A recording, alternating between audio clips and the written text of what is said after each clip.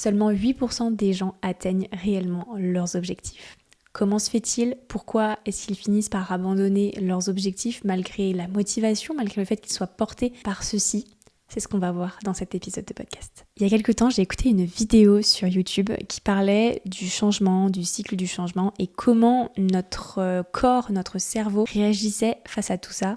Et en fait, il s'avère que ça explique beaucoup de choses. Ce cycle du changement, il a notamment été expliqué par une psychologue qui s'appelle Isabelle Kubler-Ross, si je dis pas de bêtises, je sais pas si je le prononce bien ou pas. C'est elle qui explique vraiment comment notre cerveau, nos émotions fonctionnent quand il y a un changement. En me renseignant davantage sur cette fameuse courbe du changement, sur ce fameux cycle du changement, j'ai compris pourquoi plus de 90% des personnes abandonnaient leurs objectifs avant de les avoir réalisés. Dans cet épisode, je vais du coup vous synthétiser un petit peu tout ça, vous expliquer pour que vous puissiez comprendre et identifier qu'est-ce qui bloque aujourd'hui chez vous, pourquoi est-ce que potentiellement vous n'atteignez pas les objectifs ou les projets que vous vous étiez fixés. Et selon moi, c'est vraiment la première étape pour faire partie des 8% des gens qui réussissent tous leurs objectifs. Je suis persuadée qu'en vous expliquant tout ça, vous aurez un déclic et vous allez impulser des changements. Pour rentrer dans le vif du sujet, en fait, lorsqu'on a un nouvel objectif, lorsqu'on a un nouveau projet, on entre dans ce qu'on appelle le cycle du changement, tout simplement parce qu'on veut changer des choses.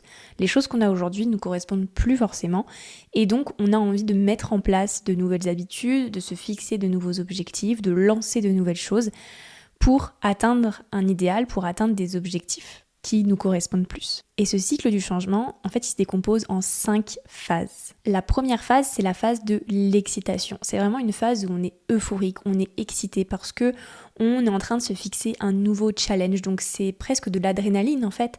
Et on a envie d'atteindre ce nouvel objectif, on a envie de lancer ce nouveau projet. Donc vraiment, on est dans une phase où on se sent capable de tout et où finalement on a presque nos limites. C'est une phase où on a une espèce de force intérieure qui nous fait sentir inarrêtables et à ce moment-là, on se voit déjà réussir, donc en fait ça nous procure déjà des émotions de satisfaction, de plaisir, sauf qu'en réalité c'est aussi la phase où on est déjà un petit peu dans le déni. On est dans le déni parce que la seule chose qu'on voit, c'est l'idéal, c'est l'objectif à atteindre, mais à ce moment-là, on occulte complètement toute forme d'obstacle ou de difficulté. Et spoiler alerte, il y a toujours des formes d'obstacles, des formes de difficultés, parce que n'importe quel objectif ou n'importe quel projet, n'importe quelle décision, rien n'est facile et il y aura toujours en fait des espèces de barrières sur le chemin.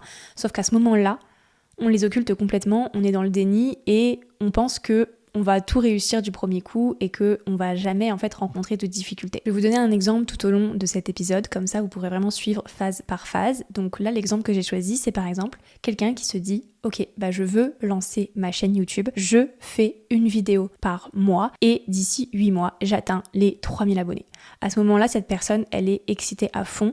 C'est un nouveau projet, ça la challenge, elle se sent capable de tout et elle se voit déjà dans 8 mois atteindre son objectif et se sentir hyper fière d'elle. Bon, cette phase-là, en général, elle est cool et on y passe tous, y compris quand on est entrepreneur. Deuxième phase, la résistance. On appelle ça la résistance parce que, en fait, on se rend compte au fur et à mesure là que notre projet avance, que nos objectifs avancent, qu'en fait il y a des difficultés. Donc l'euphorie redescend un petit peu, l'excitation redescend un petit peu et on se rend compte que oui, il va y avoir des obstacles, ça va nous demander des efforts, ça va nous demander de mobiliser des ressources, peut-être qu'on n'avait pas forcément anticipé. On est un petit peu en train de se rendre compte que ça ne va pas être simple et en fait, on commence en fait à résister au changement. C'est clairement le moment où on commence à se trouver des excuses, vous voyez, à commencer à essayer de repousser un petit peu notre objectif, à minimiser, à commencer à avoir des baisses de morale, à moins suivre le plan qu'on s'était fixé au départ, etc. Typiquement, si je reprends mon exemple de cette personne qui veut se lancer sur YouTube, peut-être qu'elle va commencer à se dire « Ouais, mais en fait, je sais pas si YouTube c'est vraiment fait pour moi, je me rends compte que ça va me demander du temps quand même, et puis peut-être aussi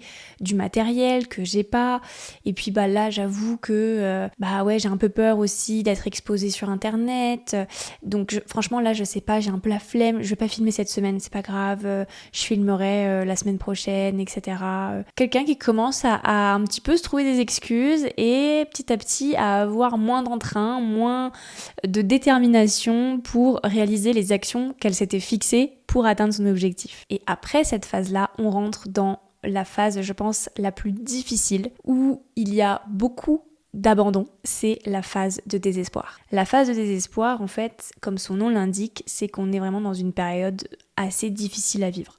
En général, on a survécu à la phase d'avant, aux quelques doutes, aux difficultés qu'on semble voir arriver sur nous, mais on a tenu bon et on a multiplié les actions, on était toujours déterminés pour atteindre notre objectif.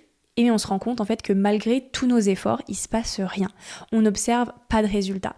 Et donc là, clairement, c'est de la frustration, c'est du découragement parce qu'on se dit que, en fait, à quoi bon continuer puisque de toute façon, ça semble très mal parti et que on a même des pensées en mode « Ok, je vais jamais y arriver, de toute façon, ça ne fonctionnera pas ». Clairement, c'est ici qu'on est prêt à abandonner et c'est honnêtement là où abandonnent plus de 50% des gens.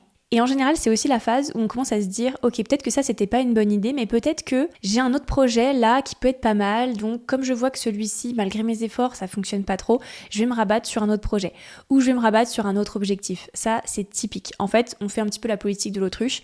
Plutôt que de concentrer nos efforts sur un même objectif et de résister en fait à cette phase de désespoir, on se dit que c'est plus facile d'abandonner et de se consacrer à un autre objectif. Mais spoiler alerte, le cycle du changement, il est pareil pour n'importe quel objectif, n'importe quel projet. Donc vous allez repasser par les phases que j'ai évoquées juste avant et vous allez aussi repasser par la phase de désespoir où vous n'allez pas forcément voir de résultats et vous allez aussi potentiellement avoir envie d'abandonner. Donc en fait, faire ça, passer de projet en projet, honnêtement, ça ne sert absolument à rien et vous verrez que vous aurez encore plus de frustration parce que vous aurez le sentiment de n'aller au bout d'aucun de vos projets. Et alors ça, je crois qu'il n'y a rien de pire pour le moral. Comme je vous disais, c'est vraiment au niveau de cette phase qu'il y a un pic de frustration qui va conduire plus de 50% des gens à abandonner. C'est énorme, sachant qu'il y en a qui ont déjà abandonné à la phase d'avant. Si je reprends mon exemple de la personne qui veut se lancer sur YouTube, supposons que là, voilà, ça fait quelques mois, elle publie des vidéos toutes les semaines, elle est assez assidue, elle a peut-être acheté du nouveau matériel, peu importe, elle est à fond dedans. Et malgré tous ses efforts, malgré plusieurs mois à travailler, à être assidue, à suivre son objectif et son plan à la lettre, elle se rend compte qu'il se passe pas grand chose, que peut-être sa chaîne YouTube ne se développe pas, qu'il y a personne qui voit ses vidéos et donc il y a un gros sentiment de frustration qui commence à la faire douter, qui commence à valider ses pensées peut-être qu'elle avait au départ, dans la deuxième phase, dans les doutes, dans les difficultés, dans les peurs, et ça vient un peu valider ça, et potentiellement ça peut être le moment où elle se dit « Ok, en fait, c'est pas fait pour moi, YouTube, j'arrête ». Après cette phase difficile vient une phase bien meilleure qui est la phase de l'espoir. Ici, les gens qui sont arrivés jusque-là, en fait, n'ont clairement pas succombé au désespoir, ont continué de concentrer leur temps, leur énergie dans les actions qu'ils faisaient. Ils ont peut-être ajusté certaines choses quand ils ont vu que ça ne fonctionnait pas, mais globalement, ils sont restés concentrés sur leur objectif et ils commencent en fait à avoir un début de résultat. Ils commencent à imaginer une fin plus positive, à retrouver en fait de l'espoir dans l'atteinte de leur objectif. Donc forcément, ils commencent à avoir des débuts de résultats, ils sont plus confiants sur l'avenir et ils sont aussi plus déterminés. Donc il y a une sorte de regain d'énergie, de regain de motivation. Si je reprends mon exemple de la personne qui s'est lancée sur YouTube, ce serait par exemple qu'elle a continué de poster toutes les semaines, sans relâche, qu'elle a peut-être aussi ajusté un petit peu sa stratégie de contenu, peut-être qu'il y avait des choses dans sa stratégie, dans la visibilité, etc., qu'elle faisait peut-être pas exactement de la bonne façon, donc elle a réajusté un petit peu et surtout elle commence en fait à voir des résultats. Elle voit qu'il y a plus en plus de monde qui regarde ses vidéos, qui les commente, peut-être même qu'elle a déjà décroché une première discussion pour un potentiel partenariat, voilà. Ce genre de choses-là va lui redonner en fait de l'espoir et du coup, elle est beaucoup plus confiante dans l'avenir et dans l'atteinte de son objectif. Et enfin, dernière phase, c'est la phase de l'accomplissement. Évidemment, c'est le Graal, c'est le moment où la personne n'a rien lâché et elle a atteint son objectif. Parfois, cet objectif, il a pris un peu plus de temps que prévu, mais pour autant, elle l'a quand même atteint et il y a un espèce de sentiment de fierté de se dire que ok j'ai tenu bon, j'ai pas lâché et là je savoure le fruit de mes efforts, je savoure le fruit de mon travail, etc. Donc en fait quand on arrive là déjà il faut bien avoir conscience qu'on fait partie de 8% des personnes qui atteignent leurs objectifs, 8%, enfin je sais pas si on se rend compte. Donc en fait la majorité des gens, eux, ont tous abandonné chacun leur tour aux phases d'avant, notamment beaucoup à la phase de désespoir. Si je reprends l'exemple de cette personne qui s'est lancée sur YouTube, eh bien, elle se rend compte qu'elle a réussi à atteindre son objectif. Elle a 3000 personnes qui la suivent sur sa chaîne YouTube. Peut-être que ça a pris un peu plus que 8 mois, peut-être que ça a pris 9 ou 10, mais elle a atteint son objectif, elle n'a rien lâché. Et donc elle a vraiment un sentiment de satisfaction puisqu'elle mesure ses résultats, ses efforts et elle savoure vraiment l'atteinte de son objectif, sa victoire. Voilà pour le processus, le cycle du changement. Et si je t'en parle, c'est parce que ça vaut aussi bien pour le pro que pour le perso. Donc ça peut s'appliquer au domaine du sport, au domaine de l'alimentation, au domaine des finances, au domaine du pro, donc de lancer son entreprise, de lancer une nouvelle offre, de se mettre sur une plateforme sociale et de développer du contenu. En fait, honnêtement, ça s'applique à tout et n'importe quoi parce qu'on passe tous par ces phases-là. Et je trouve que ça traduit réellement le pourquoi est-ce qu'on abandonne avant.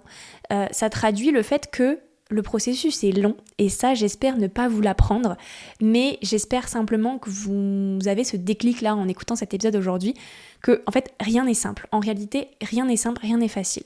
Devenir salarié, c'est pas facile. Devenir entrepreneur, c'est pas facile. Se marier, c'est pas facile. Divorcer, c'est pas facile. Avoir des enfants, c'est pas facile. Avoir des animaux, c'est pas facile. Gagner son propre argent, c'est pas facile. Rompre des relations, créer des relations, il n'y a rien qui est facile en réalité. Mais déjà de 1, ça veut dire que vous choisissez vos difficultés. Donc ça, c'est quand même, je trouve, une forme de liberté au final. Et surtout, je trouve que c'est une manière là de prendre conscience que le processus ne sera pas facile, sera même long. Dans certains cas, ça peut même être très long. Là, le cycle dont je vous ai parlé, en réalité, il n'y a pas vraiment de date. Je ne peux pas vous dire, ok, la phase 1 dure 1 mois, la phase 2 dure 2 mois, etc. Pas du tout, en fait. En fonction des projets, en fonction de vos objectifs, en fonction aussi de votre personnalité, de votre tempérament, de vos valeurs, de votre vécu, ce cycle, en fait, il peut être plus ou moins long. Il peut durer des semaines, des mois et même des années. En réalité, en ayant conscience de ce cycle du changement, vous allez pouvoir déjà mesurer, là, si vous êtes en phase de lancement ou en phase d'atteinte d'un objectif, essayez d'identifier où est-ce que vous vous situez parmi ces 5 phases. Et quand vous avez conscience de ça, vous savez ce qu'il y a après. Vous savez ce qu'il y a après et je trouve que ça peut vous donner la force d'aller plus loin, de pas abandonner en fait alors que vous savez qu'il y a toujours la lumière au bout et qu'au bout d'un moment on arrive au bout du couloir, on finit par atteindre nos objectifs. Parfois ça demande de réajuster, de mobiliser des ressources qu'on n'avait pas forcément anticipées, mais je pense qu'on finit toujours par arriver à nos fins si on a profondément envie et si on a conscience de tout ce processus. C'est ça que je vous invite à faire en fait à travers cet épisode, c'est ayez conscience, kiffez votre processus en fait. Le processus peut être, comme vous l'avez vu, plus ou moins long et essayez d'apprécier chaque étape pour y parvenir. Et honnêtement, ça fait un petit peu écho aussi à, vous voyez, cette notion de récompense immédiate, récompense différée. Récompense immédiate, c'est le fait d'obtenir tout de suite de la satisfaction quand on commence quelque chose. C'est-à-dire, ok, je mets en place une action, tout de suite je mesure des résultats, tout de suite j'ai entre guillemets de la dopamine, tout de suite je récupère du plaisir parce que j'ai un résultat positif suite à cette action. La récompense différée, pour le coup, c'est complètement l'opposé, c'est-à-dire que vous avez conscience que vous faites une action, puis une deuxième, puis une troisième, etc. et qu'en fait vous plantez des graines pour à un moment donné récupérer le fruit de votre travail et c'est à ce moment-là que vous aurez la satisfaction, c'est à ce moment-là que vous aurez le plaisir de mesurer vos résultats. Et je trouve que c'est assez important d'avoir cet état d'esprit-là aussi quand on est entrepreneur parce que en réalité, il n'y a rien qui se fait du jour au lendemain, il n'y a personne qui réussit du jour au lendemain. Honnêtement, ce serait beaucoup trop beau pour être vrai. Et en réalité, et moi je trouve que c'est cool aussi parce qu'en fait, quand on devient entrepreneur, je trouve que l'objectif c'est de vivre l'entrepreneuriat et d'apprécier en fait chaque étape qu'on fait sur ce chemin. Parfois on fait demi-tour, parfois on ouvre une autre porte, parfois on la ferme, peu importe.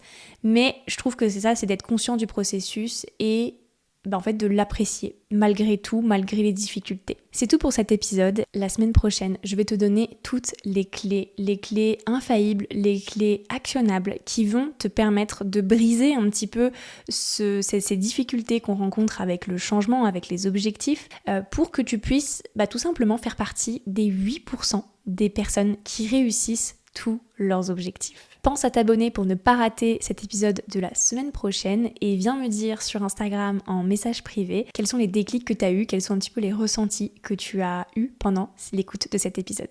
Et moi je te dis à la semaine prochaine.